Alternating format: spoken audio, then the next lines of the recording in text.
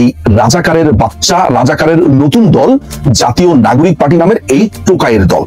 এই টোকাইদের একজন প্রধান বা অন্যতম প্রধান হাসনাত আব্দুল্লাহ, যাকে সবাই হাবাদুল্লাহ নামে চেনে, এই হাবাদুল্লাহ একটি স্ট্যাটাস দেয়। ওই স্ট্যাটাসে সে কি বিকৃত করে কথা বলছে, উত্তরপাড়া, তারপর ক্যান্টনমেন্ট, মানে এমন একটা ব্যাপার যে সে বিরাট বড় এক হ্যাডম। বাংলাদেশের সেনাবাহিনী আজ সংকটে। আমি যখন বলছি বাংলাদেশের সেনাবাহিনী আজ সংকটে, তখন আপনার মাথার ভেতরে প্রথম যে চিত্রটি ভেসে উঠবে, আপনার মনে হতে পারে কোনো বাইরের শত্রুর আক্রমণ, কোনো বাইরের দেশের আক্রমণ বাংলাদেশের সেনাবাহিনীর উপরে হয়েছে।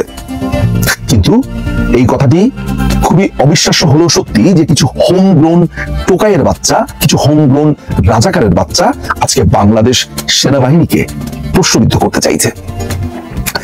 তারা ক্রমাগতভাবে সেনাপ্রধান, বাংলাদেশ সেনাবাহিনী এবং বাংলাদেশ সেনাবাহিনীকে কথা বলেছি, সমালোচনা করেছি, কিন্তু একটা ব্যাপার সব সময় মাথায় রেখেছি যে আমরা যদি কোনো সুনির্দিষ্ট কারো ব্যাপারে কথা বলেও থাকি, সেনাবাহিনীকে কখনো আমরা অ্যাজ এ হোল প্রশ্নবিদ্ধ কখনো করি না। কারণ বাংলাদেশ সেনাবাহিনীর প্রতি আমাদের এক ধরনের শ্রদ্ধা, কারণ এটা আমাদের একটা সার্বভৌমত্বের প্রতীক। সেই পোশাকটা, এই পোশাকের গল্প যখন আমি বলছি, তখন মনে হয় একটা গল্প আমার বলে নেওয়া ভালো। সেটা হচ্ছে যে সেনাবাহিনীতে যাবার আমার অসম্ভব রকমের ইচ্ছে ছিল। কারণ এখন যিনি সেনাপ্রধান, তারই বন্ধু মেজর জিয়াউল মিল্লাত, তাকে দেখে আমরা ছোটবেলাটা বড় হয়েছি।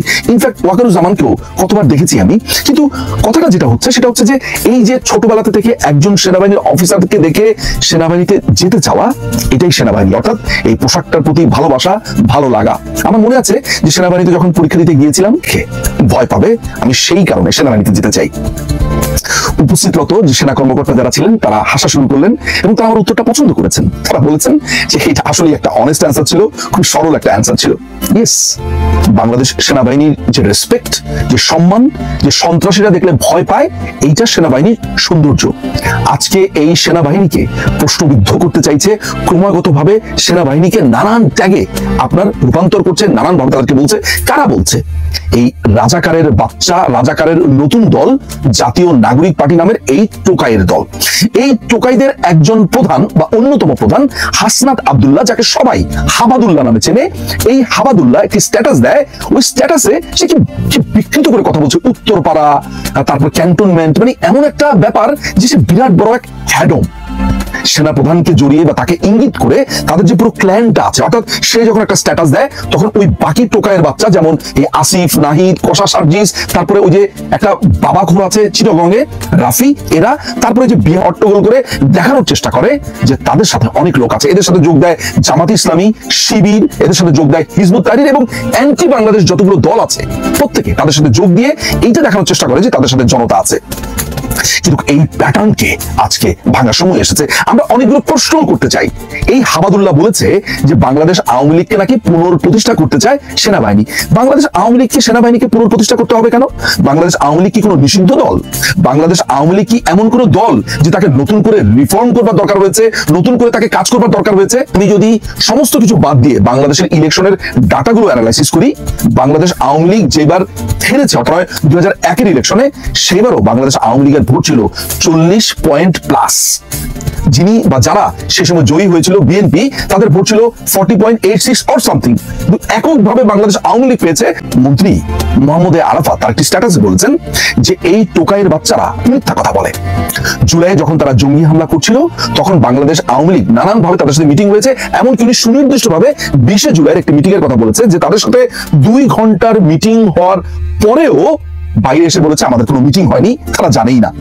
আমার কাছে যে ইন্টেল আছে গোয়েন্দা সংস্থার মাধ্যমে, এই হাবাদুল্লাহ এবং সার্জিস তারা বারবার তাদের নিরাপত্তা চেয়েছিল। তারা বলছিল যে আমরা এই আন্দোলনে নেই, আমরা আন্দোলন করতে চাই না, এটা নাহিদ করছে, এটা আসিফ করছে, এটা অন্যরা করছে, ওদের সাথে জামাত আছে, হিজবুত তাহরির আছে, আমরা এগুলোতে নেই। এই কথা বারবার বলে সেনাবাহিনীকে বলেছিল, কর্তা ব্যক্তিদেরকে বলেছিল, আওয়ামী লীগের কথা বলেছে, কোন জেনারেলের সাথে কথা বলেছে, এবং বাংলাদেশ আওয়ামী লীগের ব্যাপারে সেনাবাহিনী কথা বলতে যাবেই বা কেন? ইয়েস, সেনাবাহিনী প্রধান একটি ইনক্লুসিভ ইলেকশনের কথা বলেছে। সেনাপ্রধান একা তো ইনক্লুসিভ ইলেকশন চাননি, ইউরোপিয়ান ইউনিয়ন চেয়েছে, আমেরিকা চেয়েছে, ইন্ডিয়া চেয়েছে, পৃথিবীর বড় বড় দেশগুলো, বড় বড় শক্তিধর দেশগুলো, ডেমোক্রেটিক দেশগুলো, তারা বলেছে যে বাংলাদেশে একটি ইনক্লুসিভ ইলেকশন হতে হবে। বাংলাদেশ আওয়ামী লীগ তো বাংলাদেশের কোনো নিষিদ্ধ দল নয়। বাংলাদেশ আওয়ামী লীগের কি বাংলাদেশে রাজনীতি করবার অধিকার কখনো হারিয়েছে? তাহলে বাংলাদেশ আওয়ামী লীগকে ছাড়া ইলেকশনের যেই কথাটা বা যেই প্রেশারটা তারা দিতে চাচ্ছে, তারা কে? এবং এই কথা বলে বাংলাদেশ সেনাবাহিনীকে সাধারণ জনতার এই মুখোমুখি করতে যে চাইছে, উদ্দেশ্যটা কি? যারা বাংলাদেশ সেনাবাহিনীকে প্রশ্নবিদ্ধ করতে চাইছে এই তারাই সেমিনারে বলছে যে মুক্তিযুদ্ধের সময় যারা পাকিস্তানের পক্ষে ছিল, যারা মুক্তিযোদ্ধাদেরকে হত্যা করেছিল, তাহলে তাদের অবস্থান ঠিকই ছিল। আজকে সেনা প্রধানকে সাধারণ মানুষের সামনে মুখোমুখি করেছে এবং এমন একটা অবস্থাতে নিয়ে যাচ্ছে যে যেন বাংলাদেশটা একটা লক হয়ে গেছে। এই টোকাইয়ের বাচ্চারা কাকে ধমক দেয়? সেনাবাহিনীকে। সেনাবাহিনীকে ধমক দিয়ে তারা কি প্রমাণ করতে চায়? অ্যান্টি ফেসিস্ট কোয়ালিশন নামের আরেকটা বিহারি দল আছে যারা শাহবাগে দাঁড়িয়ে বলছে মোল্লা তেরা খুন সে ইনকিলাব আয়া হে, অর্থাৎ যুদ্ধপরাধী কাদের মোল্লার রক্ত বেয়ে নাকি বিপ্লব এসেছে। এই টোকাইয়ের বাচ্চারা আজকে সেনাবাহিনীকে ধমক দিচ্ছে। এই সেনাবাহিনী আমাদের কাছে একটা শৌর্য বীর্যের প্রতীক ছিল এবং আছেও। এই সেনাবাহিনীকে রাস্তার দুই পয়সার টোকাইরা যখন ধমক দিচ্ছে, যখন তারা 200-300 লোক জড়ো হয়ে সেনাবাহিনীকে দেখিয়ে দিবে, গুড়িয়ে দিবে, ক্যান্টনমেন্ট শেষ করে দিবে, পুরি গেল কোথায়? এবং বাংলাদেশ সেনাবাহিনী এখনই তাদের সুবর্ণ সুযোগ যে তাদের এই পোশাক, তাদের এই ডিসিপ্লিন বাহিনীকে যারা প্রশ্নবিদ্ধ করেছে তাদেরকে কঠিন জবাব দেবার। এই 2 টাকার ফকিন্নির বাচ্চারা বাংলাদেশ সেনাবাহিনীকে এইভাবে অপদস্থ করছে, অপমান করছে এবং একজন বাংলাদেশী নাগরিক হিসেবে প্রতিনিয়ত সেটা সহ্য করছি। কেন সহ্য করব? বাংলাদেশ সেনাবাহিনীর কোনো জেনারেল নাই, বাংলাদেশ সেনাবাহিনীর major, colonel, junior officer, senior officer তারা এগুলো দেখে না? আমি বুঝি না, তাদের খারাপ লাগে না?